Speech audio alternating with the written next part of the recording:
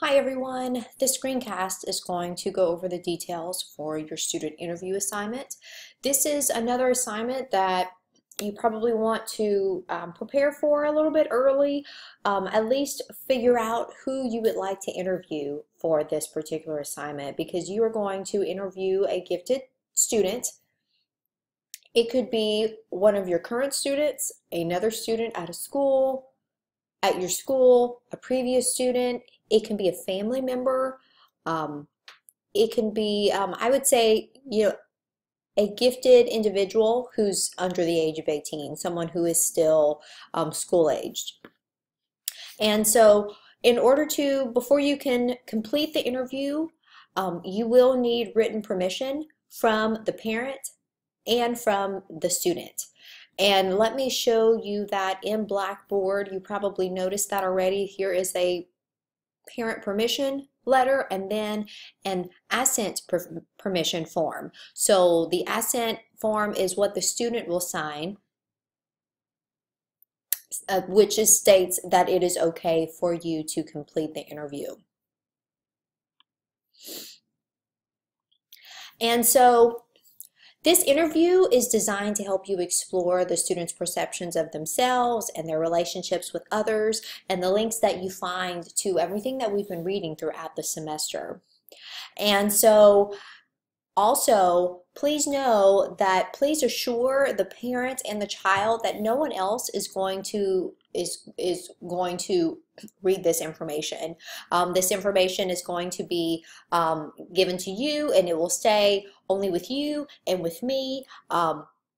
If the parent would like to request the final paper, that's your judgment on that. Some parents may request to see the final paper.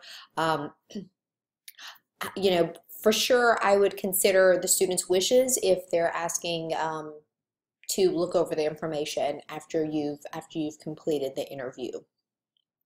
So the total paper will be between 2 to 3 pages, and you can record it. It's however you would like to do it. So you're going to conduct it. It's probably a good idea to record it maybe with your phone, for instance, just so you can go back and listen to any information that you might have missed. When I've interviewed individuals in the past, I always record it because that way I can have my full attention on that person rather than focusing on writing down all of the details. I can always write notes later. So you really want to have a really genuine, in-depth conversation with that person. Give that person your full attention at all times. You do not have to transcribe the interview. That is not something that I will that I need, that I require. I do not need the recording of it either. Any notes that you take, I don't need that at all. I will need the questions, your list of interview questions though.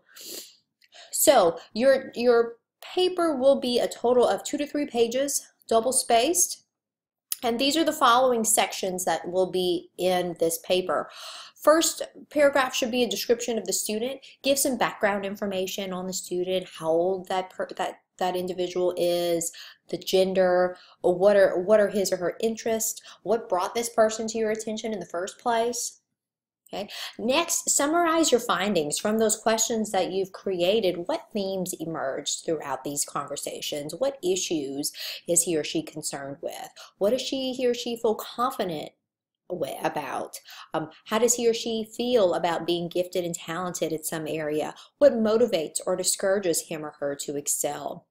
So I want you to think about these questions and create your questions around these, because if you're going to be discussing this in your paper, you definitely want to make sure that your questions focus on similar topics, not word for word, of course, but that it aligns, like your interview questions align with these topics here.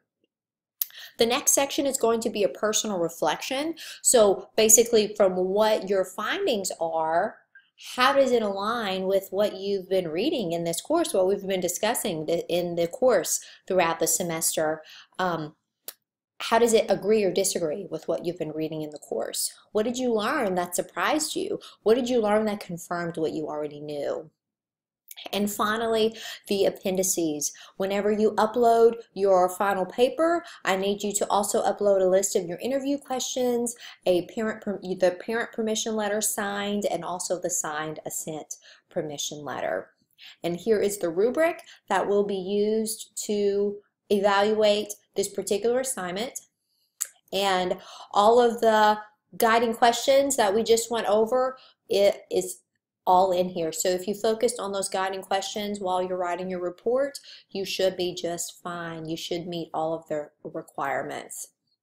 If you have any difficulties locating a gifted individual, like I said, it could be a student. If you're not in the classroom currently, it can be maybe a family member, maybe a neighbor. I'm pretty sure there's someone either you know or maybe a friend of a friend who you can interview. I know all of you throughout the semester have been talking about just your personal connections with gifted education, whether it's from your past experience or from individuals whom you come in contact with quite frequently. So I think it should be fairly easy for you guys to find someone to interview. But if you have any challenges at all, please let me know and I will help you as best as I can. Thank you.